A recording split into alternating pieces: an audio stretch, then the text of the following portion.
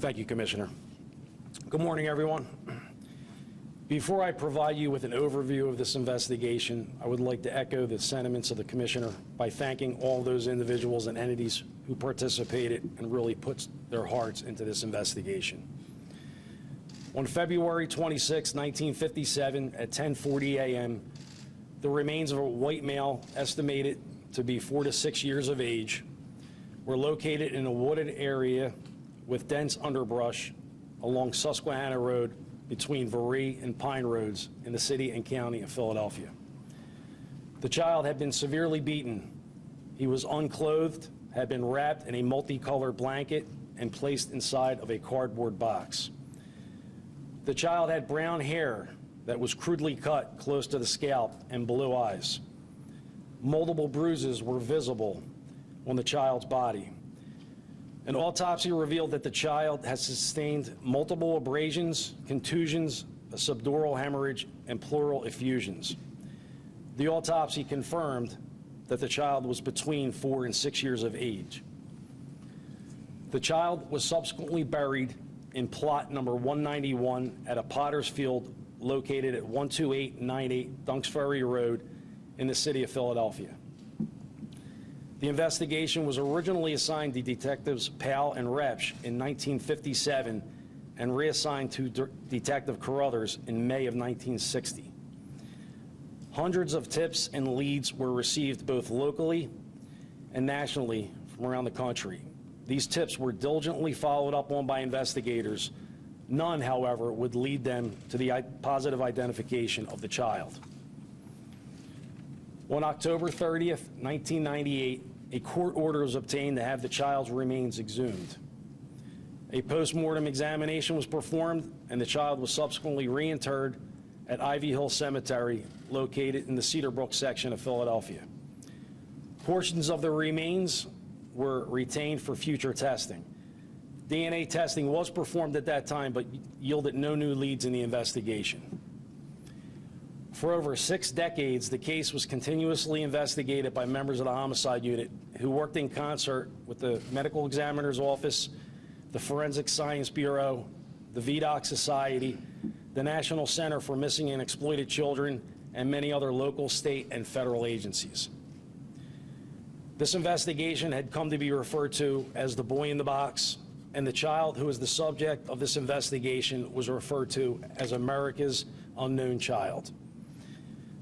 Homicide investigators, along with members of the Medical Examiner's Office, conducted a review and assessment of investigations involving unidentified victims to determine which of those may benefit from the application of modern forensic techniques. It was determined that the case of the unknown child, OME number 57-0863, would benefit from the application of such modern forensic techniques. The portion of the remains that were in the possession of the Philadelphia Medical Examiner's Office were determined to be insufficient in order to obtain the required DNA to apply these modern techniques. In homicide cases such as this, extreme difficulty lies in the fact that rarely can they be resolved and the offender ultimately brought to justice until the victim is first identified. With that in mind, on April 24th of 2019, an additional court order was obtained to have the child's remains exhumed once again. Forensic anthropologist Dr. Washburn examined the remains and was able to obtain the required amount of DNA to apply modern forensic techniques. The child was reinterred, and portions of the remains were retained for future testing. Contemporary forensic applications and techniques, including genealogical DNA testing and inquiries, were made with the assistance of genetic genealogists. The results of the DNA testing were uploaded to DNA databases, and the results were interpreted by the genealogists involved in this investigation. Based on the interpretation of the results by the genealogists, detectives were able to locate and make contact with possible relatives of the child's family on the maternal side. Through further investigation and additional testing, the genealogists involved in this investigation were able to establish the identity of the birth mother of the unidentified child.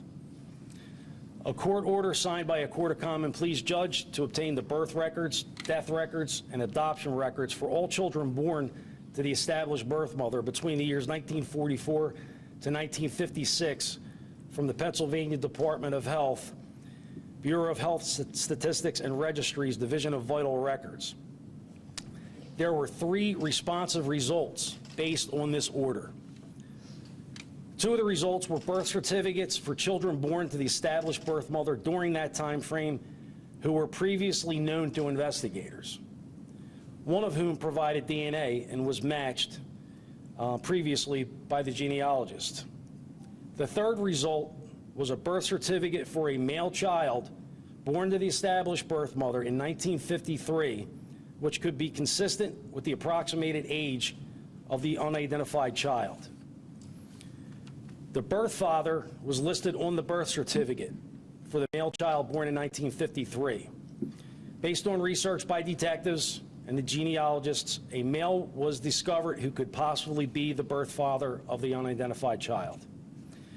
Detectives were able to locate and make contact with possible relatives of the child's family on the paternal side. Through additional testing, the genealogists were able to establish the birth father of the unidentified child. A request was sent to the Social Security Administration Office of Inspector General to determine if a Social Security number had ever been issued in the name of the child.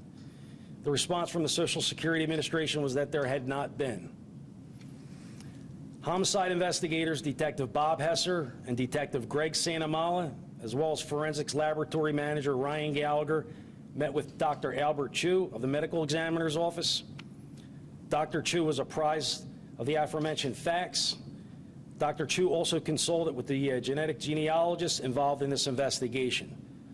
Dr. Chu indicated that based on the facts presented and the conclusions of the genetic genealogists, the death certificate for the unknown child, OME number 57-0863, would be amended to reflect the child's birth name, Joseph Augustus Zorelli.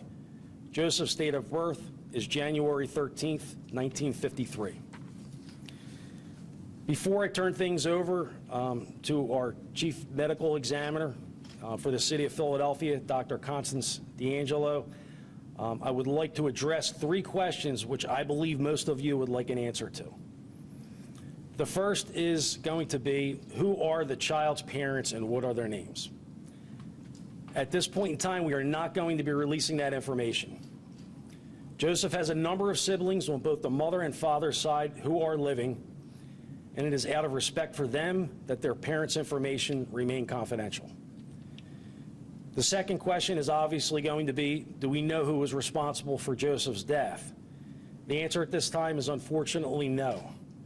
We have our suspicions as to who may be responsible, but it would be irresponsible of me to share these suspicions as this remains an active and ongoing criminal investigation.